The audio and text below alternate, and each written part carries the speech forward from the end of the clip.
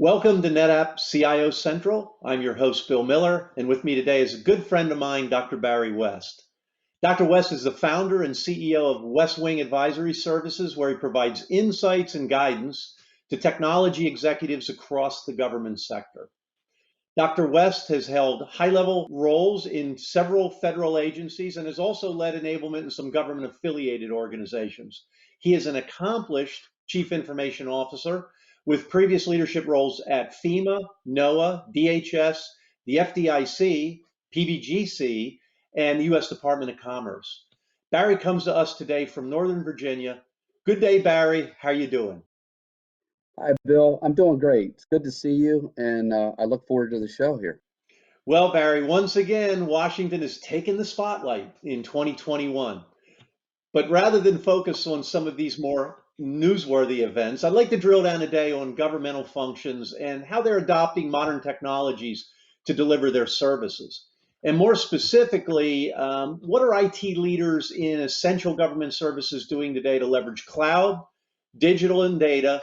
And then, I think this is a good direction to lead into technology, security, and a bunch of other topics. Does that sound like fun today? Oh, it's right on. I think that covers the gambit right there, Bill. All right, well, let's get started. I want to start out from the 80,000 foot level. What kind of cost, technology, or performance pressures do you see government agency CIOs facing today? Right now, every CIO, every department, agency CIO is in the middle of a transition to a new administration. That means that the career appointed individuals that remain from the last administration are in place to keep the continuity of the organization. In other words, keeping the lights on, while the new administration appoints new leadership. And I think you're going to start seeing additional political CIOs appointed in the weeks and months ahead. While this is happening, spending, technology, and performance are remaining at a steady state until the new leadership really puts their plans and actions into place. Some highlights I see already around cost and budget and spending for IT is right now the president has proposed $9 billion for upgrades to the federal IT infrastructure and feels that this is an urgent national security issue. And they plan to actually use that through the Technology Management Fund, or the TMF, which has been used in the government the past 6 years, but it's really just been a funding mechanism of roughly 25 million each year. And it was a payback mechanism. The agency could borrow the money up front, but had to pay it back. This is totally different. This is going to be money that goes to those agencies. Hopefully they will not have to pay it back, but they're still working through all the details of that. Also, 300 million is being appropriated for IT modernization, legacy systems. That's out of the General Services Administration. And also 2 billion is being proposed to bolster cybersecurity across federal civilian networks and cloud computing services. These monies will obviously be monitored closely by the Office of Management and Budget for oversight and performance, centering around cost, schedule, risk, and performance metrics. That means that the career appointed individuals that remain from the last administration are in place to keep the continuity of the organization. In other words, keeping the lights on, while the new administration appoints new leadership. Well, Barry, that's very exciting, the promise of further investment in much needed infrastructure. And I want to come back to the security piece of this later. Hey, Barry, we love data here at NetApp. We love data, right? So let me get right to the question for our viewers. What kind of emerging appetites do government agencies have for data today? And how have you seen that change over the last couple of years? Bill, as you know, it's really what we've realized here, especially over the last 10 years, is it really is all about the data and the amount of value that can be obtained from citizens and business by having a fast, accurate, and meaningful information from the actual data. A federal data strategy requirement document was actually created by the Office of Management and Budget about 18 months ago, and it focuses, Bill, on 4 key areas: enterprise data governance, access, use, and augmentation, decision-making and accountability, and commercialization, innovation, and public use. It also requires each agency to have a chief data officer position to look at all the data streams, redundancies, governance policies regarding data across the entire enterprise. The role of the CDO has evolved from a supportive technical position from the last 10 years when agencies started bringing it up, not being told to do it, but just CIOs that had migrated from the private sector to government started bringing in CDOs. But it's really moved and evolved more from a technical position to one at the intersection of business, operational, and technical sectors as we move forward. They've actually also created a CDO council at the enterprise level across all of government, which was also established about a year ago. It focuses primarily on promoting interagency data-centered collaboration and further advises the government across its open data efforts. This leads really into technologies, Bill, I think, such as AI and machine learning, where the importance of data and processing that data for fast and accurate results is very critical. Those systems using AI and machine learning will help in many ways automate routine, mundane tasks so that having that accurate, timely data is so key in each of our agencies. Over the past 20 years as a CIO, Bill, I could see the shift from the public requiring more data to enhance the citizen experience, whether it was renewing a driver's license at the state level, starting this through the Small Business Administration, having accurate weather information while I was CIO at the National Weather Service at NOAA. And today is a perfect example with the vaccines.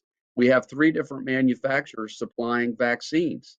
How are we comparing that data quickly to see how the results are coming out? And we can share that information. So I think data today, Bill, is more critical than I've ever seen it.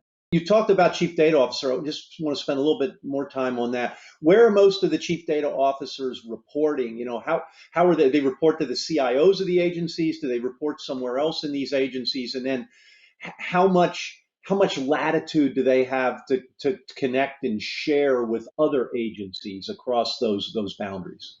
What we're seeing is initially it was just tied to the CIO because the CIO was really the one in the organization that understood the importance of it, and it kind of grew out of the enterprise architecture organization within the CIO's shop. But what we've seen recently, Bill, is somewhat of a shift in the government, and those CDOs, chief data officers, reporting more and more to heads of agencies, chief operating officers, the number 2 person in the agency, or the number 1 person, the secretary or the agency head, because it really is a business related issue. It shouldn't be treated like in a technical approach. So we're seeing a really good mix, and we're seeing also that shift from, I think, CDOs being in the day-to-day production and getting caught up in projects to really taking a step back and saying, hey, to really do our job, we need to be taking an enterprise approach. We need to be working closely with each of our business lines and really working with our security group, not just the CIO, but the cybersecurity, our CFO, and the various organizations to make sure we have an holistic approach to how we're viewing data and implementing a data strategy. Got it. Interesting. Hey, we could spend a lot of time talking about data, but we got to kick over and talk a little bit about cloud. So how's the government sector absorbing and adopting cloud, and how do you see that differentiated from your experiences with commercial industry? Are there specific constraints or drivers around the cloud that government technology leaders need to contend with? Absolutely, Bill. Government has adopted cloud computing in various ways over the past 10 years. It really came on in the government, I'd say, around 2008 timeframe. I was just leaving the Department of Commerce at the time, going back into the commercial space, and I started a doctorate degree in 2010 around cloud computing. It was in business with a focus on cloud. And what I was looking at, Bill, was the factors that influence the application migration to cloud computing in government organizations. And it was really timely. Everything I'm seeing from private, the government's using everything from private and public cloud purchasing. Probably the most right now is hybrid, using a hybrid approach where agencies have the flexibility to maintain some of the applications on-prem with their infrastructure, with connections to one or more cloud providers. I would say it is the most common type used today is hybrid. Agencies are starting out with applications, I refer to it as low-hanging fruit, such as email, collaboration tools, archiving of data, and some development platforms. And I think others are further along. They're actually moving beyond that, and they are using a mix with some public cloud transformations and using it for full disaster recovery as well. And yes, vendors must meet certain strict requirements if they want to play in the government space around cloud computing. They must meet what we refer to as the Federal Risk and Authorization Management Program, also known as FedRAMP requirements.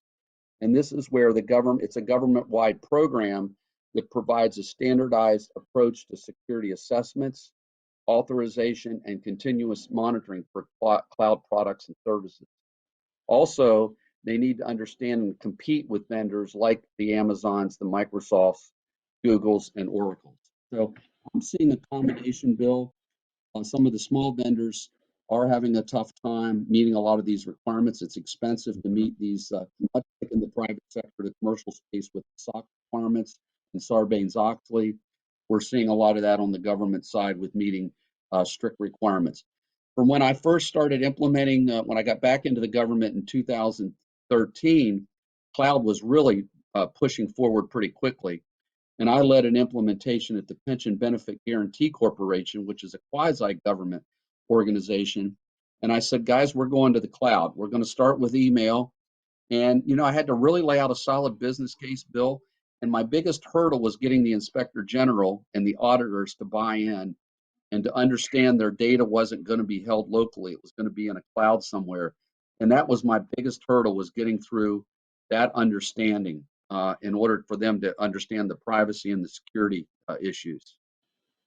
Well, I mean, I think we're well past that today. Most of us have much of our private data in the cloud. We certainly have a lot of our business data in the cloud, but it still takes a little warming up to figure, how much of our workflows and how much of our data ought to be out there in the cloud. Do you see, do you see consistent measures across the agencies? Are CIOs being compelled to move workloads and data to the cloud, or is this just kind of coming along and percolating as opportunity presents itself?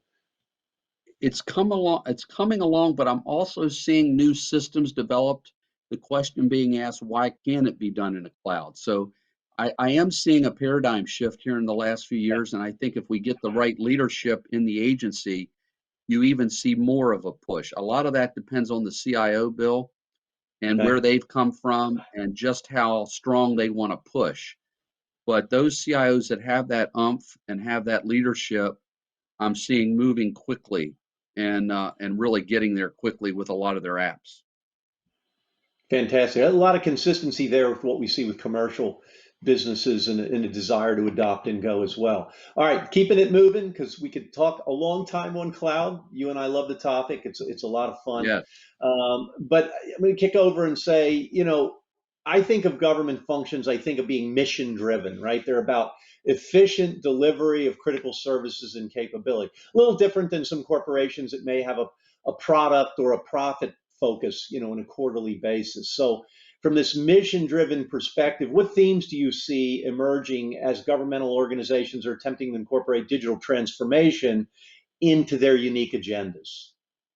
I think the first one I'm going to mention is the one we just discussed. I think the cloud first approach has to be on that list to be thinking about why can't it be done in a cloud and looking at the cost savings that you can have.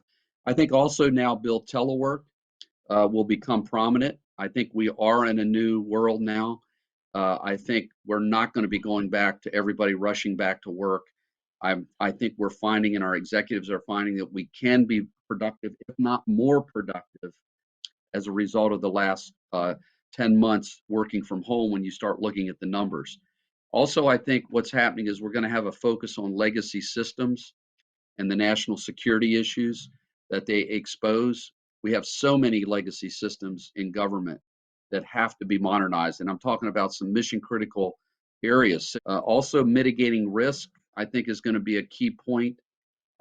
using a good risk management plan and leveraging data from across the ecosystem to support decision making while still prioritizing security and privacy requirements, I think is going to be key. And also, I think improving the workforce effectiveness in areas of productivity, safety, and work-life balance, as well as the quality of services that are being delivered by the workforce. That's great. Thank you for that. That's some really good insight. I want to reflect back. You were talking about investments in government infrastructure. You got a new administration with some new priorities. Many of us have been dealing with the aftermath of this high-profile SolarWinds compromise that happened a couple of weeks ago, and it's really changed the way, Barry, many of us think about a secure systems supply chain, right? All the components that deliver network management of your tools, and if that gets compromised, your upstream supply chain is compromised. So, thinking about that in your role in these government agencies, what insights would you like to share on data security and data governance as we plunge into 2021? Yeah, it's still key. I mean, I think you've been around IT as long as I have, Bill, if not longer. I think one thing it's always been. It wasn't always as important. We always knew that it was out there. With the internet coming into play and new technology, it's becoming even more prominent. We've seen the damage that it can do. But I think knowing our partners and our suppliers from a security standpoint and holding them to high security requirements is going to be key for us, going to continue to be also a huge concern. Having the proper funding. But back to that last point, what's the old saying? We are only as strong from a security standpoint as our weakest link. And that weakest link can very well be in the supply chain. Also, having the proper funding and workforce in place for data security and data governance is going to be even more critical as we move into technologies such as AI, machine learning, robotics, and 5G. Also, building coalitions, I think, in partnerships with our friendly foreign nations is going to be even more critical. Most of our software development is being performed outside the United States for many top IT companies. I sit on the board of several companies. I sit on advisory boards. I'm doing retainers with many companies, and just about all of them have software development that is going on outside the US. This software makes its way to government systems eventually. So having that governance process in place for the supply chain is going to be critical as we move forward. Also, I think we have to look at our friends over here in Maryland at NIST, the National Institutes of Standards and Technology, have put out special publication 800-161, which focuses on the supply chain risk management practices for federal information systems and organizations.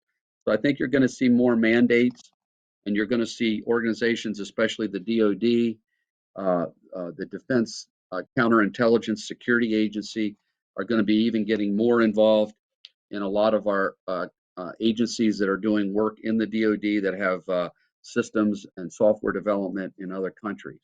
So I think that addresses the issues that federal agencies are concerned about, the risk also associated with information and communications technology products and services that may contain potentially malicious functionality, counterfeit, or are vulnerable due to poor manufacturing and development practices within the entire information and communications technology. So it's really an area, Bill, I think that we really need to focus more on in the government. I think this latest case, SolarWinds, is a perfect example of something it had been out there. I don't know if you had a chance to read it, but that was worked on for quite a few months That's before it right. actually took hold by the folks that were behind that. So it's very alarming. And you're right, Barry. One of the things that's interesting is software development's become an international sport. It really has. A lot of very talented software developers that bring a lot of value, but it has truly become internationalized, and that's not likely to go away anytime soon. What can you share with companies like NetApp who are helping to transition traditional data management infrastructures to the best of hybrid cloud? How do we help better serve these government customers and these government organizations in the future? Yeah, first and foremost, Bill, I think is know their customer well. Uh, Customer intimacy. you really have to know that customer inside and out, and that involves knowing the organization's strategic plan, the IT strategic plan, their tactical plans within the organizations with their goals and objectives that are outlined for the coming year, and communicating how you as a company like NetApp can map to those business requirements for what you provide. At the end of the day, it is about the business and the technology. As much as we love the technology, as you know, is that enabler. So learning how to transcribe the technology innovation into meaningful business results is really key for a lot of these executives, especially the ones that aren't as technical. I think also understanding the current budget authorizations for each of the agencies or departments and the procurement vehicles that they have available to make it easy for a CIO to acquire services is so important. Also, I think establishing those solid business partnerships with subcontractors that are trusted by the government and make it a team approach with delivering solutions. So when you as a NetApp go to an organization, you show that you're approaching their problems with solutions that involve a team effort, a strong team that both large and small companies that can tackle anything that they need. I love the team-based approach and the team-based advice because you're basically going into those customers already with trusted allies, right, to do the work. That's great advice. Hey Barry, we can't conduct an IT interview or a technology discussion without talking about talent, right?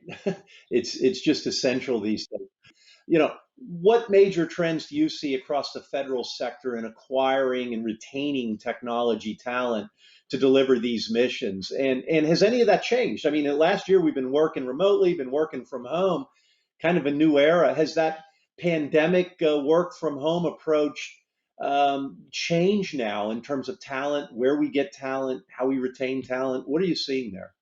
It's really shifted some of our recruiting, I think, that's being done. But our workforce IT talent continues to be a huge struggle, Bill. There is still a major gap between the public sector and the private sector, what IT professionals are actually paid. Cybersecurity professionals in the government have been, sometimes they're trained, or most times they're trained. They receive certificates such as the CISSP around security.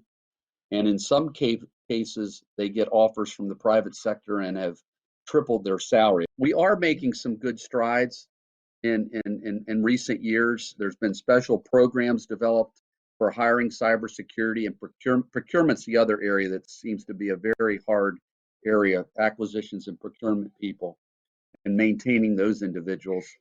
And those special programs, Bill, have centered around a higher income and direct hiring authority, where they don't have to go through a long, drawn out hiring process like most government positions.